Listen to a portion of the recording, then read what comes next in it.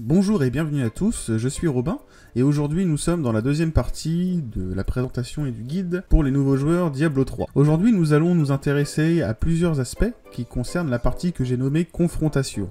Pourquoi confrontation? Parce que vous allez être confronté à tout ce que le jeu a à vous proposer. Tout d'abord nous allons parler des compagnons. Les compagnons ce sont des personnages non joueurs qui pourront vous accompagner quand vous jouerez en solo en mode aventure. Si vous invitez un ami, le compagnon quittera votre groupe. Ils sont au nombre de 3 et apportent différentes caractéristiques. Vous pourrez découvrir leur histoire dans le mode histoire. Par exemple, vous pouvez voir ici, j'ai le Templier qui se trouve dans mon groupe. Parlons justement du Templier. Le Templier vous protégera et vous aidera à régénérer votre personnage. Le Brigand fera des dégâts à distance et aura tendance à empoisonner et ralentir vos cibles. L'Enchanteresse, quant à elle, fera des dégâts de zone et infligera des effets de contrôle aux adversaires. En allant en ville, comme je me trouve ici, vous pourrez les trouver tous les 3 à différents endroits. Alors là, je suis dans l'acte 3, ils se trouvent tous les 3 ici.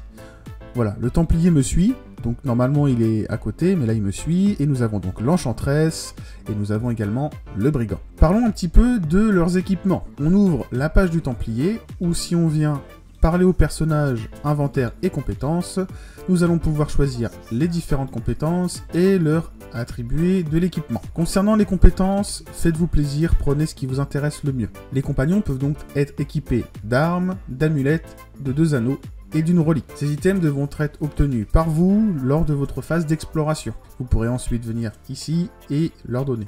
Par exemple, je vais donner une épée, je peux lui enlever, je peux lui mettre. Les compagnons vous aideront beaucoup dans votre progression, surtout au début quand vous n'aurez pas beaucoup d'équipement. Ils sont un gain moins important quand vous commencerez à arriver à haut niveau. Lors de votre exploration, et notamment dans les failles Néphalem, vous allez pouvoir rencontrer des pylônes de puissance qui se trouvent ici. Ceux-ci vous apporteront de gros bonus durant quelques instants.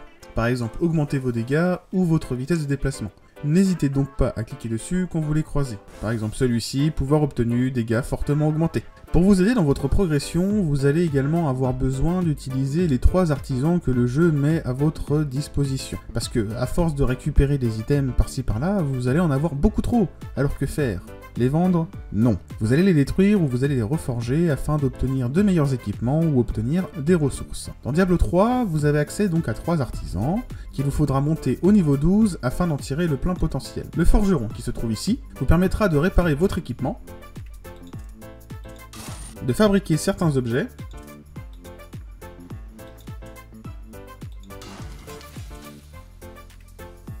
et de détruire les objets dont vous n'avez plus besoin pour récupérer des ressources.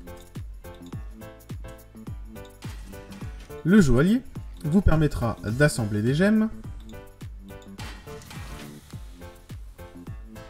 Ces gemmes, vous pourrez les placer dans des équipements disposant d'emplacements de gemmes, appelés chasses. Par exemple, si on regarde sur ma dague, on peut voir qu'il y a une gemme d'équipée dessus. Si je l'enlève, on peut voir qu'il y a un rond dessus, là, et écrit « chasse vide » dans l'encadré qui se trouve sur la gauche. Ça veut dire que je peux mettre une gemme dedans. Les bonus des gemmes, alors il y en a plusieurs, les gemmes, il y a toutes ces couleurs-là. Si vous mettez votre souris dessus, vous pouvez voir en fonction de l'endroit où vous la placez sur votre équipement, il vous apportera des bonus différents. Par exemple, les gemmes vertes, les émeraudes, sur les armes, elles vont augmenter les dégâts des coups critiques, sur les casques, elles vont augmenter l'or récupéré, et un autre emplacement va donner de la dextérité. Si on prend les violettes, elles vont donner des points de vie par coup à chaque fois que vous allez taper sur les armes, du pourcentage de points de vie sur le casque, et de la vitalité simple si vous le mettez à d'autres endroits. Les gemmes ont plein de niveaux différents, vous pouvez les améliorer directement depuis le joaillier en faisant assemblage de gemmes. Vous pourrez également crafter des amulettes et des anneaux. Nous avons ensuite la mystique. La mystique permet de modifier une ligne de caractéristiques d'un objet pour obtenir d'autres caractéristiques. Par exemple, si je souhaite modifier une ligne de cet item-là, alors là je l'ai déjà fait, donc il me propose plus que celui-ci, je viens modifier à cet endroit-là, et il me propose différentes caractéristiques. Libre à moi de garder celles que j'ai ou d'en choisir de nouvelles. La mystique permet également de changer l'aspect de notre équipement. C'est pourquoi mon personnage ressemble à ça. Je pourrais tout à fait venir ici et choisir un autre aspect de tête, celui qui me conviendrait, parmi les équipements que j'ai déjà récupérés. Je peux également venir ici changer la couleur, par exemple jaune, bleu, noir, etc., etc. N'oubliez pas que les artisans sont vos meilleurs outils afin d'optimiser votre parcours. Apprenez à vous familiariser avec leurs caractéristiques et leur savoir. Durant votre exploration, vous obtiendrez toutes sortes d'équipements avec différents niveaux de rareté. Ils vont de blanc à bleu, puis jaune, en passant par orange et enfin vert. Vous remarquerez que durant votre exploration, vous aurez rencontré des monstres plus forts que d'autres suivant ce pattern de couleurs. Blanc, bleu, jaune, orange et violet pour les boss de faille et les monstres uniques. Votre objectif sera évidemment d'obtenir le plus d'items orange et vert que possible, qui sont les items légendaires du jeu. À terme, je pourrai mon équipement pour vous montrer, vous voyez que je n'ai que des items verts ou des items orange. Vous ne garderez plus les items blancs, bleus et jaunes, ils ne serviront qu'à être détruits auprès du forgeron pour obtenir des ressources. La majorité des items légendaires orange apporteront un pouvoir qui sera noté en orange sur l'objet en question. Je prends l'exemple de mes brassards forte poigne. On peut voir en dessous des caractéristiques primaires les caractéristiques secondaires et le pouvoir légendaire qui indique les ennemis repoussés subissent 30% de dégâts supplémentaires pendant 6 secondes. C'est un effet légendaire. Les objets verts font partie d'un ensemble d'objets, d'une panoplie ou d'un set comme vous préférez, qui sont au nombre de 2 à 7. Ces items n'ont pas de pouvoir légendaire à proprement parler, mais ont des pouvoirs de set. En équipant plusieurs items du même set, vous débloquerez les pouvoirs. On peut voir que j'ai plusieurs équipements qui correspondent à l'ensemble le mantelet de l'ombre, c'est ce qui est écrit dans le cadre sur la gauche. Grâce à ces différents équipements, je peux développer les différents pouvoirs. C'est les bonus d'ensemble qui sont notés en dessous. On peut voir que si j'ai 2 pièces, je débloque un pouvoir, si j'en ai 4, j'en débloque un autre, et si j'en ai 6, je débloque enfin le dernier. La majorité des ensembles de 7 auront des pouvoirs débloqués à 2, 4 et 6 items. Il est tout à fait possible d'équiper plusieurs ensembles. Par exemple, j'ai un ensemble de 6 pièces ici, le mantelet de l'ombre, et avec mon anneau et mon amulette, j'ai l'ensemble la marche sans fin, qui permet également d'avoir un bonus 2 pièces. Vous savez désormais comment vous équiper et quoi faire de votre vieil équipement. Comment créer des gemmes et retoucher mystiquement vos items. Parlons du dernier artisan un peu spécial que nous avons et qui nous permettra une ribambelle de recettes.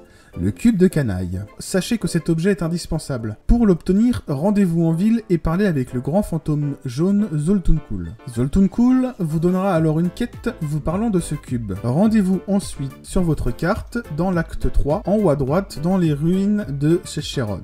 Si vous fouillez le nord de la carte, vous devriez trouver la tombe de canaille, qui se trouve dans un alcôve, dans une petite maison, et le cube se trouvera dedans. Il vous suffira de cliquer dessus pour le récupérer. Ceci étant fait, le cube sera disponible dans la ville. Si vous vous rendez à côté de Zoltunkul, vous pouvez voir que le cube est désormais présent. En cliquant sur ce cube, vous aurez alors une interface avec plusieurs choses. Tout d'abord, cliquez sur le petit livre que vous trouverez ici afin d'afficher les différentes recettes. Vous aurez alors un descriptif de ce qu'il vous faut comme ressources selon la recette choisie. Je ne vais pas tout vous détailler ici, mais n'hésitez pas à me dire évidemment si une vidéo sur le sujet vous intéresserait. Nous allons surtout parler pour l'instant de la première recette, à savoir extraire un pouvoir légendaire. Cette recette vous permettra de sauvegarder les pouvoirs légendaires des objets que vous aurez récupérés. Les objets orange, je rappelle. Cliquez sur remplir, puis sélectionnez un item que vous souhaitez conserver. Je ne vais pas le faire parce que là je n'ai pas d'exemple, mais je pourrais très bien mettre ma dague comme ceci. Ceci étant fait, cliquez sur transmuter. Cela va consommer votre objet, cependant, et les ressources évidemment, cependant, vous allez pouvoir du conserver indéfiniment ce pouvoir légendaire. Notons que vous pouvez extraire tous les pouvoirs légendaires du jeu, cependant ne seront accessibles à votre classe que ceux qui concernent votre classe. Ceci étant fait, vous pouvez voir que sur les 3 emplacements dessous, vous avez une arme, un équipement et un bijou. Si vous cliquez sur un de ces emplacements, vous pouvez voir la liste de tous les objets légendaires que vous avez extraits.